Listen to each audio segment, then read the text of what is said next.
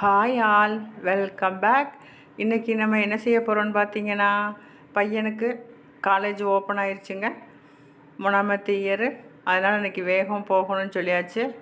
அதனால் காலையில் எந்திரிச்சு 4:30 மணிக்கு எந்திரிச்சாச்சுங்க. எந்திரிச்சு எல்லாத்தையும் சுத்தப்படுத்தி எடுத்துகிட்டு என்ன செய்கிறதுன்னு பார்க்கலாமா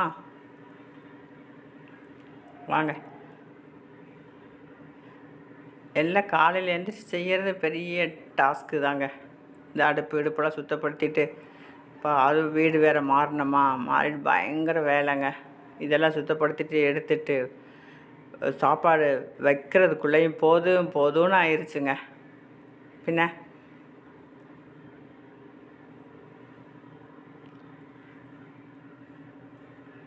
கேரட் எடுத்துக்கிட்டேங்க.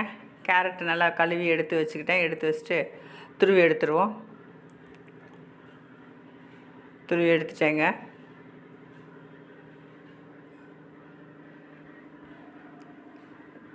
சுடுதண்ணி சுட வச்சேங்க குடிக்கிறதுக்கு வேண்டி. ஜீரகம் அதில் போட்டு சுடுதண்ணி கொதிக்க வச்சேன். கொதிச்சிருச்சு, அதை எடுத்துக்கலாம்.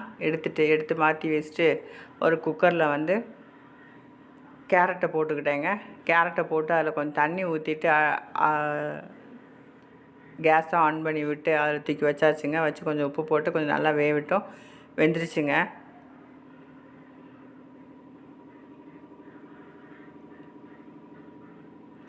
ஒரு சின்ன சட்டி அடுப்பில் வச்சுக்கோங்க. அதில் கொஞ்சம் எண்ணெயை ஊற்றிக்கோங்க. கடுகு போட்டுக்கோங்க. பச்சை மிளகா போட்டுக்கோங்க. கருவேப்பிலையை போட்டுக்கோங்க. போட்டு கொஞ்சம் கலந்து விடுங்க. எண்ணெயோடு வெந்து வரட்டும். கறியை விட்டுறாதீங்க, கரிஞ்சி போனால் நல்லா இருக்காது. இதில் இப்போ வேக வச்சுருக்கோம்ல கேரட்டு, அது தூக்கி இதில் தட்டிக்கோங்க. போட்டு நல்லா கிளறி விடுங்க. எண்ணெயோடு சேர்ந்து சுருண்டு வரணும்.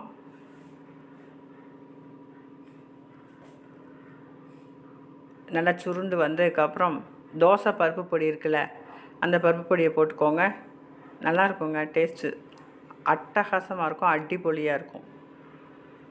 போட்டு எடுத்து மாற்றி வச்சுக்கிட்டேன். பின்ன பட்டாணி ஊற போட்டிருந்தேங்க நைட்டு. பட்டாணியை ஒரு குக்கரில் மாற்றிட்டு அதில் தண்ணி ஊற்றி கொஞ்சம் வேக வச்சிடலாம். ஒரு 4-5 விசில் வேக வச்சா போதுங்க. காஞ்ச பட்டாணி, பச்சை பட்டாணி இல்லை, காஞ்ச பட்டாணி. அதனால் 4-5 விசில் வேணும். பின்ன கிழங்கு எடுத்து வச்சுக்கிட்டேங்க. கிழங்கு நல்லா வெட்டி சுத்தமாக்கி எல்லாம் எடுத்து வச்சுட்டு அதை ஒரு குக்கரில் போட்டுக்கிட்டேன். குழம்பு மசாலாத்தூள் போட்டுக்கிட்டேன். தக்காளி போட்டுக்கிட்டேன். உப்பு போட்டுக்கிட்டாங்க. அவங்க அவசியத்துக்கு நீங்களும் ஏதோ உப்பு போட்டுக்கோங்க. போட்டு அந்த குழம்பு நல்லா கொதிச்சிருச்சுங்க. அடுப்பில் வச்சு ஆன் பண்ணி விட்டேன். கேஸ் ஆன் பண்ணி விட்டு குழம்பு நல்லா கொதிச்சிருச்சு. கொதிச்சதுக்கப்புறம் வெந்துருச்சு, பட்டாணி வெந்துருச்சு. வெந்ததுக்கப்புறம் இதில் தூக்கி மாற்றிட்டு ஒரு கொதிக்கட்டும். அது கொதிச்சிட்ருக்குங்க, குழம்பு கொதிச்சிட்ருக்கு. ஒரு சின்ன சட்டி அடுப்பில் வச்சுக்கோங்க. அடுப்பில் வச்சு அதில் கொஞ்சம் உள்ளி போட்டுக்கோங்க, மல்லி இலை போட்டுக்கோங்க, கருவேப்பிலை போட்டுக்கோங்க. போட்டு நல்லா கலந்து விட்டுக்கோங்க. கரைஞ்சி போயிடக்கூடாது. தாளிப்பு, பட்டாணி குழம்பு தாளிப்பு சிம்பிள் தாங்க வச்சேன். அதுக்கு அதில் போட்டுக்கோங்க. இந்த வீடியோ பிடிச்சிருந்துச்சுன்னா ஒரு லைக், ஒரு ஷேர், ஒரு கமெண்ட், ஒரு சப்ஸ்கிரைப். ஓகேங்க. இது மத்தியானம் லஞ்சு பாக்ஸுக்கு. பின்ன காலையில் உப்புமாவை செஞ்சேங்க சாப்பிட்றதுக்கு. அப்புறம் ரவை வறுத்து எடுத்துக்கிட்டேன். அது ஒரு பக்கம் வறுத்து இருக்கட்டும். பின்ன ஒரு சின்ன சட்டி அடுப்பில் வச்சுக்கோங்க. வச்சுட்டு கொஞ்சம் எண்ணெய் ஊற்றிக்கோங்க. கடுகு போட்டுக்கோங்க, கருவேப்பிலை போட்டுக்கோங்க, பச்சை மிளகா போட்டுக்கோங்க. அதில் போட்டு நல்லா கலந்து விட்டுட்டு வறுத்து வச்சுருக்கோம்ல ரவை, அந்த ரவையும் போட்டு கொஞ்சம் உப்பும் போட்டுக்கோங்க. அதையும் நல்லா கலந்து விடுங்க. கலந்து விட்டுட்டு தண்ணி கொதிக்கணுங்க. தண்ணி கொதித்த தண்ணியை இதில் தூக்கி ஊற்றிக்கோங்க. ஊற்றிட்டு நல்லா கைவிடாமல் கட்டி தட்டிடக்கூடாது. கட்டி தட்டாமல் நல்லா கலந்து விடுங்க. இந்த கலந்து வந்துருச்சுங்க.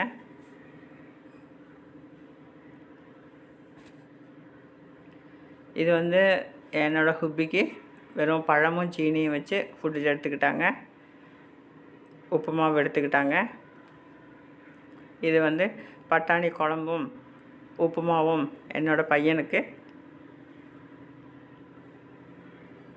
சாப்பிட போகிறாங்க. சாப்பிட்டு காலேஜ் கிளம்பிட்டாங்க. நான் டிஃபன் பாக்ஸில் சோறு அடைச்சி வச்சுட்டேங்க. அதில் கொஞ்சம் பட்டாணி வச்சுக்கிட்டேன், கேரட் பொரியல் வச்சுக்கிட்டேன். அடைச்சி வாங்க கொடுத்து விட்றலாம். அடைச்சிட்டேங்க. பிள்ளை கிளம்பியாச்சு. ஆள்